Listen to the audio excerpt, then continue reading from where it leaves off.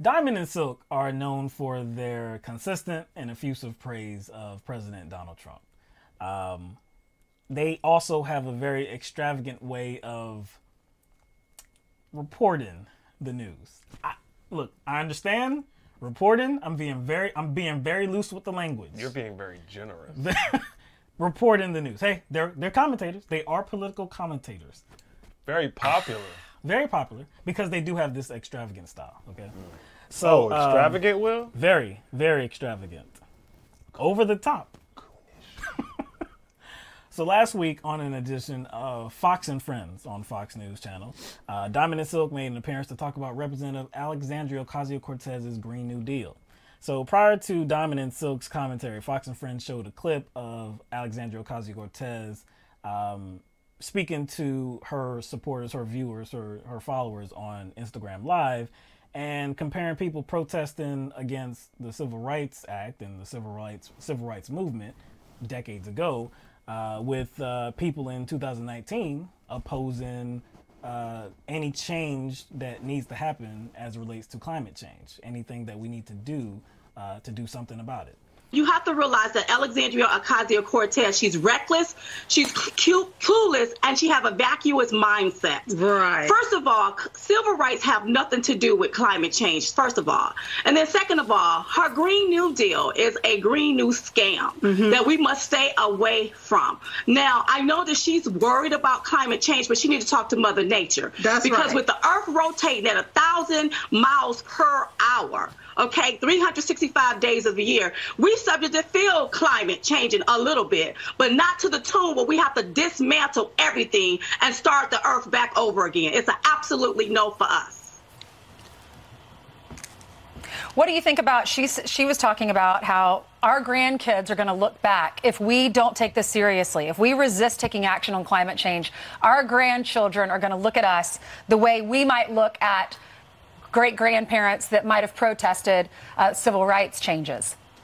Well, first of all, when we talk about civil rights, let's talk about the Democrat Party that did not want black people to have civil rights. That's right. So some of the things that she's conjuring up and talking about, she represents the party that bestowed these types of foolery and ignorance on black people. So she needs to look at her own party if she want to bring up civil rights. Don't look at the climate. Look at her own Democrat Party. That's right. I just want to address the last point that she was making there, because that was a whirlwind of confusion and foolery, her word, not mine. But the last point that she was trying to make, she didn't even answer the question that was asked of her, because the question was, what do you say to people that say, okay, the next coming generations, how are they going to look at this generation, how we didn't do anything about climate change, and how that's compared to how we look at people from back in the 50s and 60s and how they protested and didn't do anything about civil rights reform, Civil Rights Act. Is that Ainsley Earhardt? Yeah, Ainsley Earhardt asked that question of her. So Diamond, I was going to say Diamond and Silk. Silk doesn't do any talking. Silk does, But Diamond, I believe. She's the ad-libber. She's the ad-libber. She's like the Offset. She's the hype man. She's the Offset. Get. So Diamond points to, hey, because, Alexandria Ocasio-Cortez, she needs to worry about the Democratic Party because the Democratic Party was the one that was against the Civil Rights Movement and Civil Rights Act. Now, okay, she didn't address the question that was asked of her, but just to kind of explain or to go into what she was talking about, it is true that if you look at the raw numbers, from the 1960s and the Civil Rights Act, the Republican Party, as a percentage, there was a higher percentage of Republicans that supported the Civil Rights Act than Democratic Congress members. That is true. But why is that true? Okay. Now, you had something known as the South. Okay? It's still around today. The South. Okay. So there were many people in the South, Southern leaders, that were in the Democratic Party. Now, they were conservative. No doubt they were conservative. And these were the type of people that, coming along from the ways of slavery and Jim Crow laws and how those things were ending or had ended, they weren't liking, what the direction of the country was going in. So they had very, very strong feelings about race, and they were racist and everything, right? So a lot of these people were members of Congress. If you split up the vote among the Democratic Party, Southern Democrats Southern Democrats voted, almost every single one of them voted against the Civil Rights Act. Why is it important? I think it's important that you mention that. Because you said Southern Democrats. So what about Northern Democrats? They voted for the Civil Rights Act. They supported the Civil Rights Act in a higher percentage than the Republicans did. So this whole nonsense about, like, you need to look at the Democratic Party. Look, to be truthful, there were members of both parties that was not supportive of the Civil Rights Act. But you still have to look at what's the reasoning for that. Why was there a higher percentage of Republicans that supported it than Democrats? Because of their ideology, and they were conservative. So it's more about ideology than it is party. And if you look at what the current state of affairs is when it comes to individuals who are running on things like criminal justice reform, the party that dominates that is not Republicans. And that's actually a form of civil rights of this modern era. Right. So it's like if they constantly have to go back 50 years to try to find some sort of credentials, there's a problem there. Do you notice a little Freudian slip? Oh, yes. Diamond's Freudian slip. She said cute. She said the word cute. About AOC. I was like, oh, there's some jealousy there. Oh, there's some jealousy there. I do think it's kind of ironic for Diamond, because Silk doesn't talk, just Diamond, to call someone vacuous, which means like lack of intelligence and mindlessness. But like on the point of kind of the Democrats being against, the Civil Rights Act, which ties into this kind of KKK narrative. Like, I'll ask any conservative this. I don't think I uploaded that portion of the Unite the Right rally, but I did a video like a long time ago, like a couple of years ago, with that dude, what's his name, Kessler? Oh, the tears? The tears, The Nazi tears? Nazi tears. Right. And kind of I used some clips from the Unite the Right rally where it was self-proclaimed white supremacists. Yeah. Self-proclaimed white supremacists and who they were voting for and why they were voting for that person.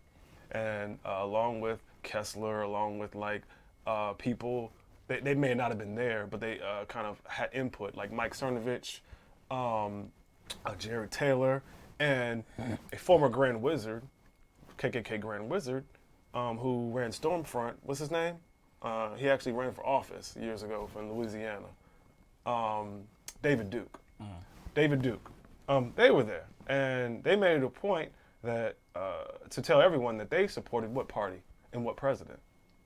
Republican, and they supported Donald Trump, because they said that Donald Trump is the president that they think is going to kind of implement this ethno-state that they've all been desiring for all this time. So now what people like Diamond and Silk, people like whatever, this Tatum dude I seen on Candace Owens's show, what they're telling me is people like David Duke, somebody who was in the KKK, Grand Wizard, before I was born, somebody who has espoused their white supremacist attitudes, being anti-black and anti-Jewish since before I was born. What you are telling me is that they are confused and they're voting for the wrong party. Which is ridiculous. That's what you're telling me.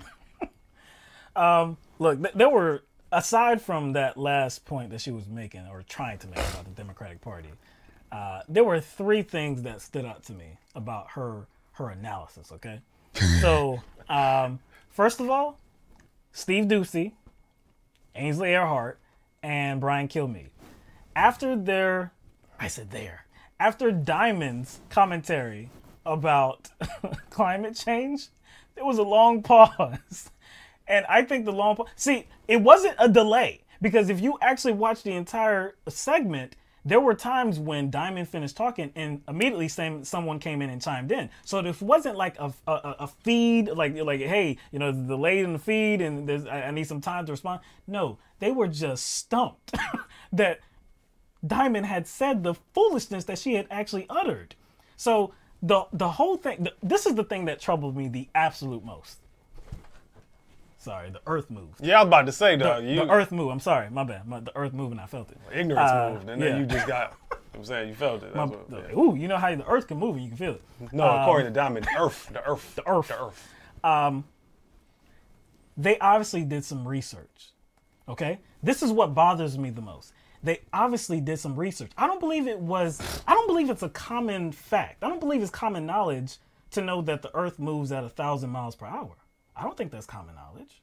So they obviously did some research. They did research to attain that specific piece of information. But then, then they said, because the Earth is moving so fast. Damn, hold on, my bad. That Earth, That's right? Earth. Because the Earth is moving so fast. My bad, because the Earth moving. So since the Earth is moving 1,000 miles per hour, that means we're gonna feel climate change. That is like me saying, you know, like how you get on the interstate and sometimes it goes like 70, 80 miles per hour. Sometimes I speed. Maybe I'll go 85, 90, right? So that's akin to me saying something like, well, damn, yo, Mike, man, this car, man, I'm really gunning it, man. I'm feeling it. You know what I feel? I feel the polar ice caps melting, dog. The Earth is moving so fast, you feel climate change? We can you don't even feel wind because she's basically saying we already feel climate change because of how fast the Earth is moving. You know what else she said? She also said something about we can't start the Earth back over. You want to start the Earth? Like, first of all, again, you just said she was doing research. She did research. So apparently she knows something we don't. Not only does she know something about the Earth, but she knows something about what this Green New Deal and or climate change is going to result in, and that's starting the Earth over again. I'm like, who is talking about starting the Earth over again? Like, who is talking about that? Like, let's reset the Earth. That's like the first. That's the first thing in the Green New Deal when it comes to climate change. It says hit the reset button and start the Earth over again. I'm like, yo, they are putting on some performance art. You see what I'm saying? That's what they're doing right now. And they're doing it in service of, like, I guess, maintaining or supporting the power structure. This is poor performance art for that purpose. It is concerning that you would do like some research and not all research. If you found that factoid about the Earth moving 1,000 miles an hour, then you should have went forward from that point on and found some other information regarding to how the Earth moves and how fast the Earth spins, and that would have led you to the conclusion that we don't feel it. But she didn't look that. We don't feel it. She didn't look that information up because she wanted to actually get to some truthful position. She just wanted to look some sort of factoid up to make her vacuous point seem more valid. That's why she did that. Let me just state a fact and then say the most idiotic shit afterwards. That's what she did. Amazing. Amazing. No. Amazing. You gotta squeeze your nose closed.